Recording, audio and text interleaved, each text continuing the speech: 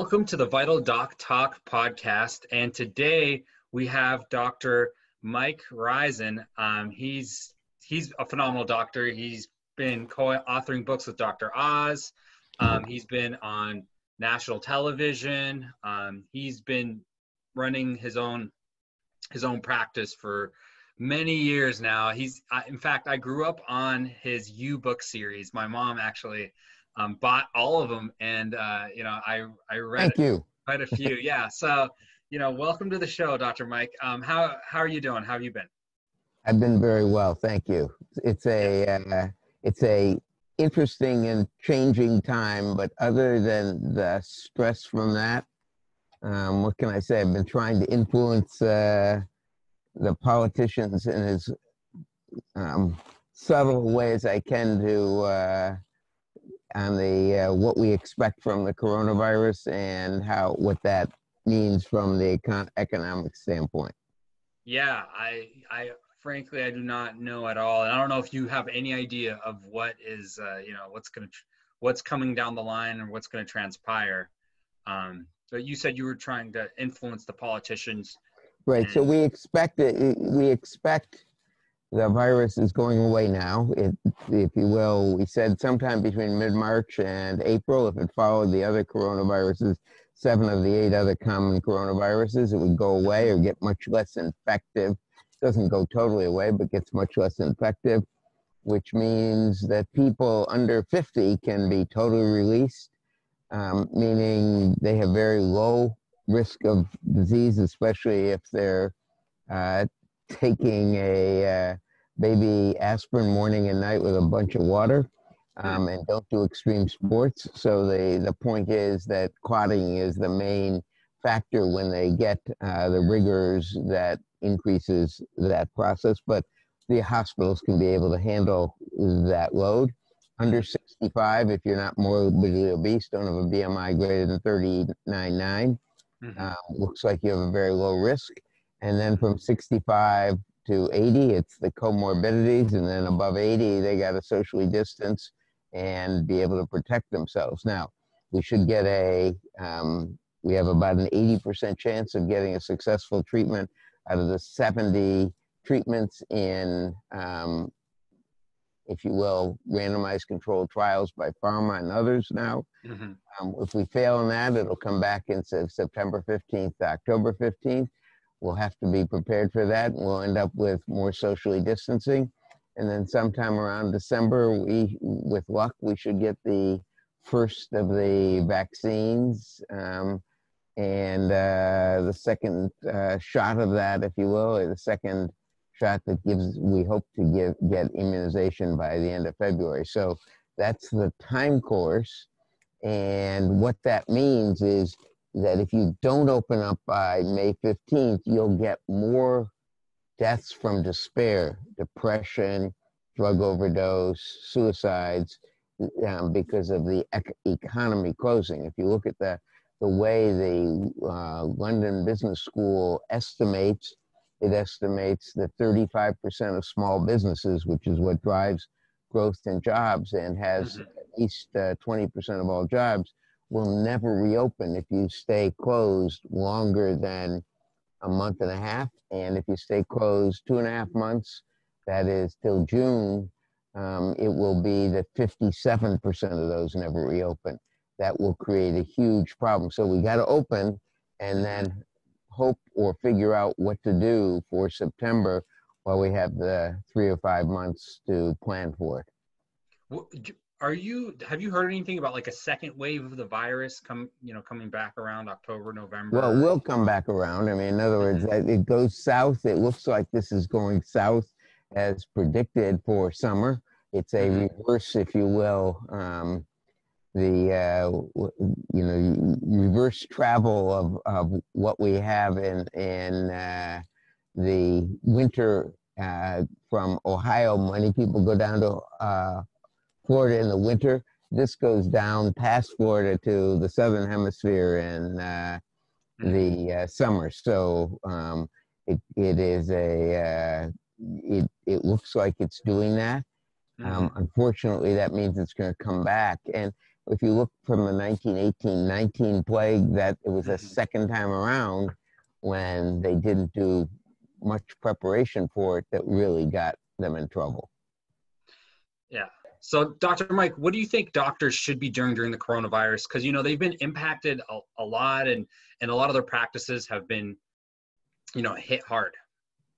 So it is both doing telemedicine, that is virtual visits, that's how I see patients now, but it is really also getting their patients to understand, and you do this by email and communicating with patients, getting them to understand that if they get healthy, that is, if they get rid of the chronic diseases, they actually have much lower chance of getting the virus or getting an adverse consequences from it because of, in fact, the virus loves to go after comorbidities and creates that inflammatory storm that causes plaques to rupture from arteries. So I think the doc should send out an email, almost an email blast to their patients once a week, just telling them what's going on, maybe twice a week what's going on with the virus, what they expect, and also starting to encourage them to make appointments to plan to say, how do we get rid of your comorbidities? How do we get them? Because, you know, if you will, 70% of us have the genes for type 2 diabetes that predisposes, but only 10% of us have it. So it is the genes predisposes, but it is us who, if you will, fire the gun to get it. So we can change that. And so I think it's really important for the docs to communicate with the patients, to set up, if you will, even virtual visits to get healthy, and to work on how do we get you in the middle of this thing to get healthy, to get control of your blood pressure, to monitor it yourself, to understand food and nutrition, to understand stress management, and find a technique you can use. Because this is really tough times for all of them. It's stressful for anyone. Even those of us working, it's stressful for, obviously, the risk of it, especially those of us who are older. But communicating and being honest, and then pushing them to say, okay, plan for it coming back, and this is what you got to do for plan for it coming back. One is you want to be able to understand how to run your business from home, so you can get some income from while you're working at home. Secondly is how to get rid of the chronic diseases you have, whether it is tighter control of your blood pressure, whatever it is, so that you don't have disease for the long time, and so you can improve your immune system. That's awesome. And I think those are really warm words from the doctors that are listening out there, right? That are concerned maybe, or even just the audience in general, you know, what's going on with coronavirus, and now it's dying down, and that's great, right? So we can start planning on what to do when we open up again, and start actually positioning ourselves for that and reaching out to patients. A lot of my other guests also said it's a great idea, and I really encourage that. And then something you pointed out that nobody's ever actually talked about is, what do we do when it comes back again, right? Now that you've seen it once, you can then start thinking about what to do the second time around. So that's a really insightful point there. So obviously you're like the gold star standard when it comes to you know, doctors and building up a personal brand. So you know, you gave a lot of good advice on how the coronavirus is dying down now, and how we're going to be out of that. So I don't think we need to talk about that a lot. I'd love to learn more about what are your thoughts and what's your piece of advice for doctors who want to get to your level. I was talking to another doctor who wants to maybe get on, you know, PBS or something, or have like a short appearance, etc. What are your tips there? Well, my tip is just be as great as you can be at what you do. So my kids always say, you can't jump over things. You got to really develop the process and be the expert you are, and make sure you are the expert you are, and then write about, and then, if you will, share that in blogs or in podcasts or whatever. But you develop it slowly. It isn't, you know, there isn't any magic bullet other than being an expert and sharing that expertise as you go along. So I think it's a very, just be as good as you can be at what you're doing, really study it, really spend time at it. And as you do that, people will recognize that and then come to you for advice. And that's when you can really multiply your influence. That's fantastic advice. And I always try to tell to a lot of the people I work with also, there's no overnight switch, right? There's the famous quote of it took 10 years to be an overnight success. So Right. It sounds like you made that commitment to yourself early on, where you said, okay, I'm going to consistently publish my information and just try to be the best. Do you have Well, go ahead. yeah, it's really having a purpose in life. As we talked about before, my purpose in life was I found a way to change people's behavior, and that would make the world healthier and them healthier. And so it was just then saying, I'm going to devote myself and spend the time to doing it. And in doing that, in finding your purpose, it may be to wipe out type 2 diabetes in your patient population, or it may be to get people to do stress management. But as you learn the technique that works for you and your patients, you can spread that. And it's really having a mission. Did you always have that mission? Did you find it over time, or what? Well, I didn't start. My mission was essentially to be as helpful to patients as I could be. And then when you find something that works in a group of patients, you say, I found some. My wife said to me, I was as chair of a department at the University of Chicago. I was working 80 to 90, maybe 100 hours in my regular job, and I upped that to about 110 hours when I started with Real Age and finding this technique. And my wife said, why are you trying to kill yourself? And so I said, I found something that can change the health of America. And I want to share that with America so that they get healthier, so we don't get in the crisis we're now in, if you will, of spending so much money for treating disease rather than preventing it, and having people live healthier longer. And so I said, I found something, and that was my mission. But it was when you find something, as long as you work hard at what you're doing, accidents happen. Working hard. Okay. And I agree, right? I think a lot of your advice is really practical and it makes a lot of sense. And well, it's what you do with your job, right? You're working your tail off to help people, but you're working your tail off in your job of talking to people about marketing. And you'll find something or have found something that gives you a purpose to make people more successful. And that's what you do too. And I love that. And I'm passionate about it too. Do you have I'd love to learn more about the details. Do you have a process, like every Sunday you meditate, or you plan out your week on, for some more practical, stuff there? Do you have a coach? My practical thing is pretty easy.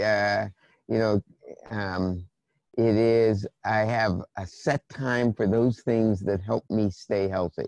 I exercise, I do cardio on Wednesday, Saturday, and Sunday. I do weights on Wednesday and either Saturday or Sunday. I do jumping every day. I get 10,000 steps every day. Wow. I have a regular schedule of when I read for myself. Yes. And my Okay, patients. let's go to that. That's perfect. Yeah. So Tuesday and Thursday nights I read. I'm a science nerd and I love reading medicine, so I read 50 articles Tuesday, Wednesday, and Thursday nights between those. Pick out the stories of the week, which is what my podcast is done on. And I do USA Networks and a few, and then I write the articles based on that. But it's all based on, I have a regular schedule. And yes, that includes meditation and deep breathing and practice of it a little bit. But I pull it out whenever I get stressed. So I do it routinely, if you will. So I do all of the majors, try and eat as healthy as I can, have some regular phone calls. So what I'm doing now in the virus period is I call patients, and if I'm not booked for a patient on the virtual visit, I'll call a bunch of the patients on the list, or I'll email them, or I'll text them and talk to them that way. So, but that's just fun for me. That's my fun, if you will. So yes, when you're successful, you have to give up some things. So I was a competitive squash player until Real Age came out. But when Real Age came out, I had to sacrifice something. You can't be competitive if you're not practicing the game 2 to 3 hours and staying in shape 2 to 3 hours a week. So I gave that up, and I promised myself in 2020, this year, sometime around now, I would start practicing again and start entering tournaments so that, you know, I'm an old guy. So I turned 75, a new age category in squash. So I get to compete in the really old guys category now. So I promised myself I'd start working at it again this year. I haven't gotten that yet, but that's my promise, my long-term promise. The problem is I expected, you know, this book, which I told you about, What to Eat When Cookbook, was supposed to be out in April. And the next book, which I expect will be my last one, although maybe not, but I expect it to be, which is called The Great Age Reboot, which talks about the science of aging and how we're going to have an exponential increase in our productive years. I expected to be done and to be able to start concentrating on playing, I'm using this as playing squash again, competitively by about October. And the coronavirus has moved that schedule back a year, I think. I love, and I love, can you show the audience that book again, by the way? Well, I'll link it up. This is actually What to Eat When Cookbook. I don't know if you can see if I'm showing it in the right part of the camera. Yeah, we can see it. We can see it very clearly. It's a gorgeous book. I mean, not only is it really good from the standpoint, but you can see National Geographic did a tremendous job on the pictures. Phenomenal. So it is, if you will, it takes the essence of nutrition. It tends towards more plant-based, but has poultry as well as salmon, ocean trout, and a few other fish in it. But it is basically how you eat healthy. That is what we know about nutrition. It talks about when you eat. That is why you want to eat in a intermittent fasting way, essentially between 11, and mine is between 11 and 7 during the day, so 16 hours of not eating. And it also talks a lot about the techniques and the preparation of food. So a piece of salmon, you can make it horribly, or you can make it so it tastes great, and so it's great for you. The principle in this book is really, you should only eat food that loves you back. Food is a relationship like a marriage. You wouldn't marry someone who didn't love you back. You shouldn't eat food. You may love French fries, but they're trying to kill you. Don't eat them. Only eat, and you find great tasting food that you love and that loves your body back, and that's the real principle. I love that. That's a great principle. And what book number is this, by the way? Because you've probably over 10, right? I have lost count. It's either 21 or 22. Yes. I think it's well, I'm lucky enough. 10 have been New York Times top 10, and 4 number 1. So I've been lucky enough. Yeah, that's a fantastic. Because I knew you wrote at least over 10 books. Because we had like 7 of them at my house or something like that. Yeah, you probably have the U series. I've got to get you to get the What to Eat When series. I got it. I should send them to you.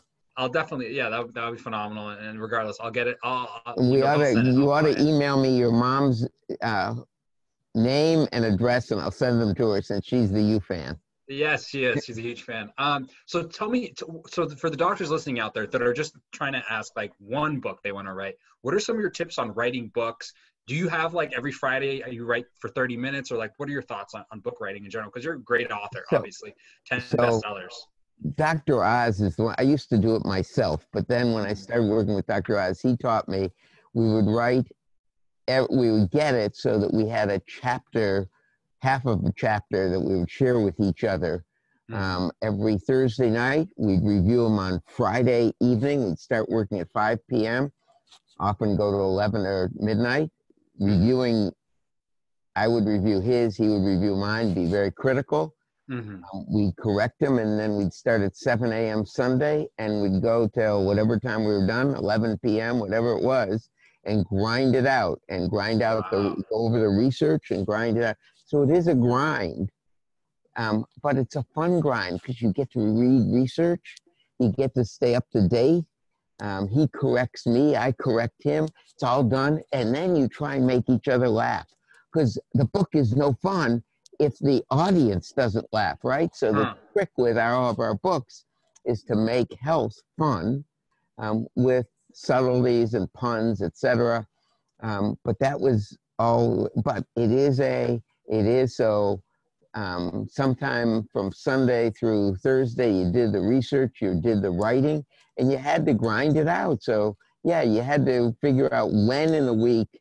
I don't want to say when any one of your audience can write, but I would write, I would do the research on Tuesday and Wednesday nights. I'd write Thursday night and send him what I had written. And then Friday, we critiqued each other's in a small way because we just go through what we had written and why we had written in the research. And then Sunday was the big day. We'd criticize each other, make each other laugh, try and find the puns and the fun part in what we had done. I love that. And do you have a minimum amount of words that you write, or do you have a chapter, I think is what you said earlier? Whatever it takes to get the point across. So if you're writing a chapter on the knee, you may have some basic things you write, but then you want to say, what do we know about changing the risk of arthritis? And that may be 5 points, it may be 20 points. It really depends on where the science takes you. You have to, we're science nerds. I'm science driven. I love that, right? Because whatever you write about, whatever you do, you have to be passionate about it. And I guess my last question is, because we want to be respectful of your time for sure today. So once the book is out, right, you had people reach out to you, and they, I think it was Oprah. We do a lot of our own publicity. So about 2 months before the release date. So this release date was going to be April 14th. About February 14th, we reach out to all the producers we worked with, all the shows we've worked with. We have a publicity team hired, small team. I mean, it's not a big amount of money. We spend a little amount of money to get someone to talk to. Then we get all the people we've worked with. So if I've worked with a company that makes shoes, I reach out to them and I say, can you help support a satellite media tour, which is a tour that the satellite takes you on. You stay in the same place. The satellite goes to different radio stations or different TV stations. They usually cost $15,000 to $30,000 for a morning of satellite, and you plan on that. You also say, how do I get on the Today Show, or how do I get on Rosemary, or how do I get on, if you will, what show? What is the, and you do that when you're writing the book. In the last set of edition of the book, you're saying, what's the key TV moment here? What's the visual moment? Why did I write this chapter? What is it that you want to learn from this chapter? So, for example, what is it in the chapter on technique of grilling, or what is it in blanching that you should know?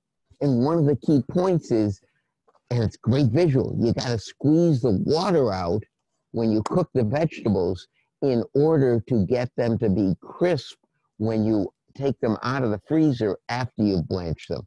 So there's some key points, and you want to squeeze it. You don't want it to dry. You want to squeeze it out so it's fast, and then put it in the refrigerator and cool it fast, or freezer and cool it fast. So there's some key points that have visuals with it.